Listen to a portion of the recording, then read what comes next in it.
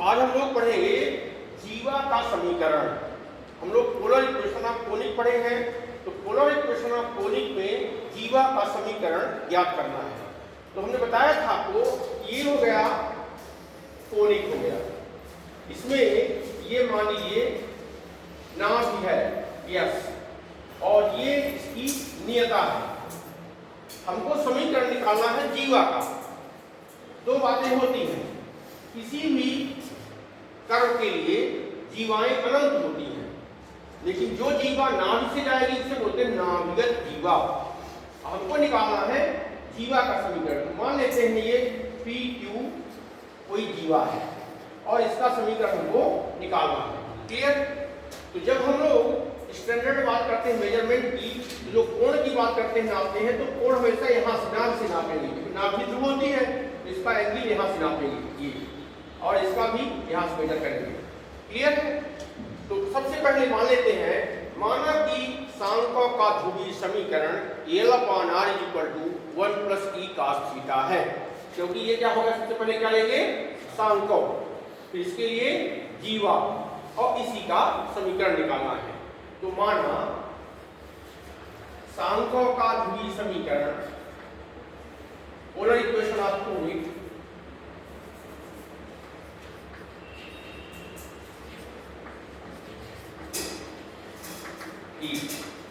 L/R = 1 + E cos theta.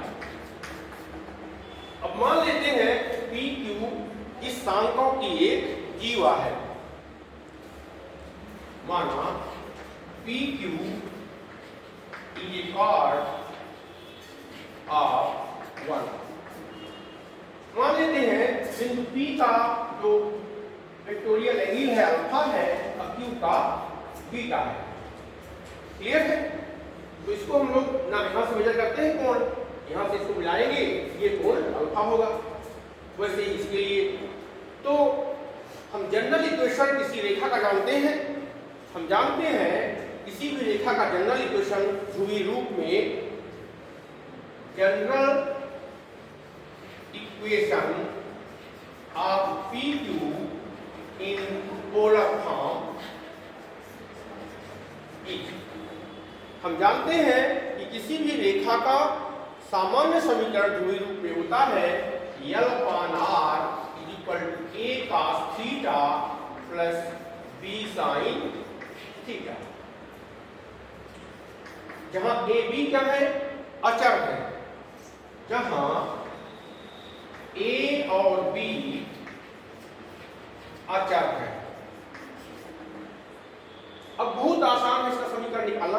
अपना उद्देश्य है इन A और B के मान निकालना। क्लियर? तो समीकरण नंबर 1 दिया है, कोणिक का समीकरण है, B दिया है किसी रेखा का समीकरण। यही रेखा इस कोणिक की जीवा होगी, तब हमको उसका समीकरण निकालना है। जब ये जीवा है, बिंदु P का वेक्टोरियल एंगल अल्फा है, तो S से इसकी दूरी SP होगी, और Q का बीटा है तो दूरी SQ और बीटा। ठीक? तो लिखेंगे चूंकि P यानी SP अल्फा और Q SQ बीटा इस पर स्थित है, सांख्यों पर स्थित है और इस जीवा पर भी स्थित है। क्लियर है? तो दोनों के समीकरण को संतुष्ट करेंगे। तो चूंकि SP अल्फा और QSQ beta lies on conic as well as chord, hence चूंकि P इस रेखा पर है कि नहीं है और इस सांख्यों पर है, इसी प्रकार से Q इस रेखा पर है और सांख्यों पर है, तो उन दोनों के समीकरण को संतुष्ट करेंगे। तो पहले हम P की बात करते हैं समीकरण नंबर 1 के लिए। तो अब तो P इस पर स्थित है L/SP = 1 + E cos अल्फा, और यहां से L/SP = A cos alpha + B sin alpha. यानी R का मतलब क्या है, ध्रुव से बिंदु की दूरी होती है, तो SP हो गई, और ये होता है वेक्टोरियल एंगल, तो अल्फा हो गया, तो यहाँ हो जाएगा n upon S P equal to 1 plus C cos alpha, और यहाँ हो जाएगा n upon S P equal to A cos alpha plus B sine alpha. इतना समझ में आ गया। अब इसमें 3 और 4 से देखिए, 3 और 4 में बाएं पक्ष दोनों के बराबर है, तो दाएं पक्ष बराबर होंगे। लिखेंगे 3 और 4 से 1 plus E cos alpha is equal to A cos alpha plus B sine alpha, अथवा इसको उधर ले जाए, ए ई कास अल्फा उधर जाएगा तो कास अल्फा काबन हो जाएगा a minus e cos alpha plus B sine alpha minus 1 is equal to 0। इसको 5 मान लिए। इसी प्रकार अब हम बिंदु Q की बात करेंगे। Q सांकों पर भी है और इस रेखा पर भी है, तो लिखेंगे इसी प्रकार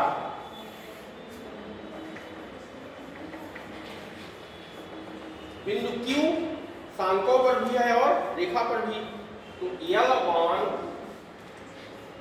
S Q is equal to A cos beta plus B sine beta, और यहां से L upon R equal to L upon S Q equal to 1 plus E cos beta. इसको मान लेंगे 6 और 7, और 6 और 7 से देखेंगे दोनों के बाएं पक्ष बराबर हैं, दाएं पक्ष बराबर होंगे, तो 6 and 7 implies a cos beta plus b sin beta equal to 1 plus e cos beta. इसका मतलब ये हो गया a minus e cos beta, इसको इधर ले आएंगे, plus b sin beta minus 1 equal to 0 हो गया 8। समीकरण नंबर 5 और 8 को आप देखेंगे तो इन दोनों से हम लोग निकालेंगे, लिखेंगे अपना उद्देश्य 5 और 8 को देखना है। तो इक्वेशन नंबर 5 क्या है, a minus a cos alpha plus B sine alpha minus 1 equal to 0, ये है 5। और 8 क्या है, a minus e cos beta plus B sine beta minus 1 equal to 0। तो 5 और 8 को सॉल्व करेंगे। जैसे x y में जो समीकरण होते हैं हम लोग क्रॉस मल्टीप्लिकेशन मेथड होती है उससे हल करते हैं। तो a minus e upon b upon 1 upon, इसको बंद कर देते हैं, तो माइनस साइन अल्फा और फिर ये minus minus plus sign beta, b को ऐसा मत करते हैं, पहले इसको मल्टीप्लाई करते हैं, तो माइनस कास बीटा और फिर ये इसको बंद करते हैं, तो माइनस कास बीटा फिर minus minus plus cos alpha, इसको बंद करते हैं, इसका मल्टीप्लाई हो cos alpha sine beta minus sine alpha cos beta. इसको ऐसा लिखते हैं कि a minus e upon sine beta minus sine alpha equal to b upon cos alpha minus cos beta equal to 1 upon cos alpha sine beta, यानी sine beta cos alpha minus cos beta sine alpha. अब इसको फार्मूले में करना है, sign c minus sine D trigonometry में हम लोग पढ़ चुके हैं, उस फार्मूले से इसको करेंगे।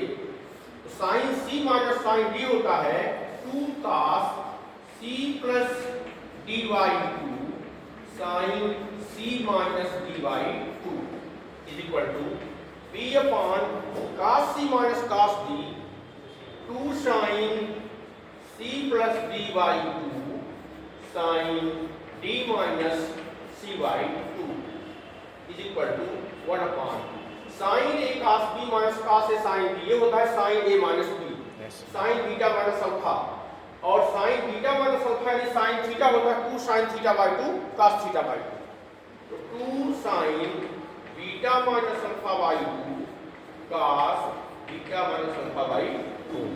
ये हो गया ट्रिग्नोमेट्री की फार्मूला के यूज से।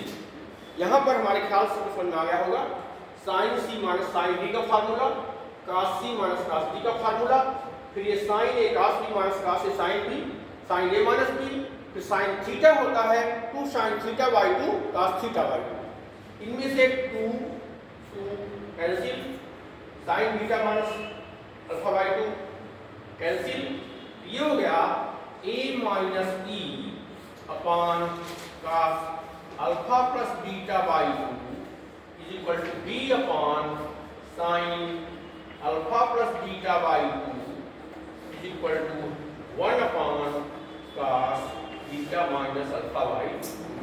अपना उद्देश्य a b के मान निकालना है।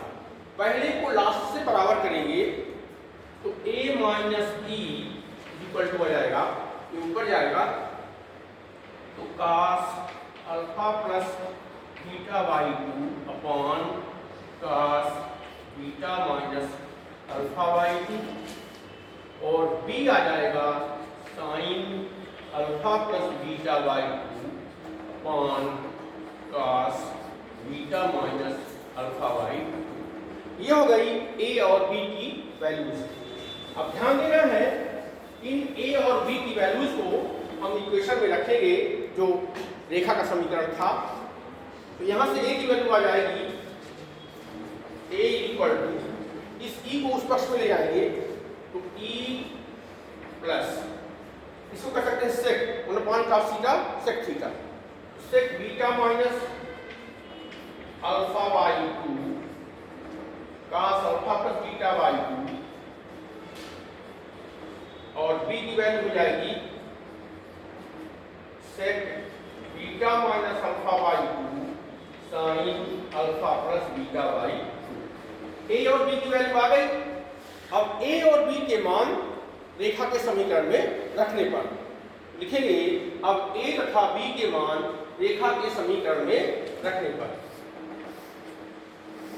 तो समीकरण था L upon R equal to a cos theta, a यानी e plus sec beta minus alpha by 2 cos alpha plus beta by 2, ये हो गया a, फिर cos थीटा प्लस b यानी sec beta minus alpha by 2 sine alpha plus beta by 2 into sine theta. ये हो गया आपके जीवा का समीकरण। इसको और सिस्टमेटिक लिखना है, लिख सकते हैं L upon R equal to e का गुणा कर देंगे इसमें e cos थीटा, इसका मल्टीप्लाई होगा e cos थीटा, और इसमें इसका भी होगा sec beta minus alpha by 2, ये अब फिर सेक बीटा माइनस अल्फा दोनों कॉमन है plus sec beta minus alpha by 2 common ले लेंगे, ये हो जाएगा cos theta cos alpha plus beta by 2 plus sine theta sine alpha plus beta by 2। और छोटा करना है तो cos a cos b plus sine a sine b cos a minus b, तो ये हो जाएगा L upon R equal to e cos theta plus sec beta minus alpha by 2 into cos theta minus alpha plus beta by 2। तो ये हो गया main important equation जीवा का समीकरण। तो पोलर इक्वेशन ऑफ कोनिक में जीवा का समीकरण यानी P2 का समीकरण निकालना है, तो सबसे पहले हम मानेंगे कि इसका समीकरण L upon R equal to 1 plus e cos theta है।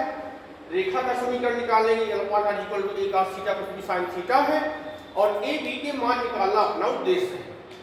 तो इन दोनों की सहायता से अपनी रेखा सिस्टमेटिकली कैसे निकालते हैं, अल्टीमेटली ये जो है इसका इक्वेशन है। इसके बाद जनरली परीक्षा में आता है पोलर इक्वेशन ऑफ टेंजेंट का निकाल समीकरण था। क्या था है? Equation of tangent. टेंजेंट किसे कहते हैं? यदि यही बिंदु धीरे धीरे चलते चलते यहाँ पर आ जाए तो ये रेखा टेंजेंट हो जाएगी। ऐसी स्थिति में अल्फा और बीटा दोनों बराबर हो जाएगी। तो इसी समीकरण से समझा देंगे आपको टेंजेंट। यदि परीक्षा में टेंजेंट का आएगा प्रश्न तो ये पूरा करना पड़ेगा पहले। क्लियर है? सबसे बन जाएगा? ठीक।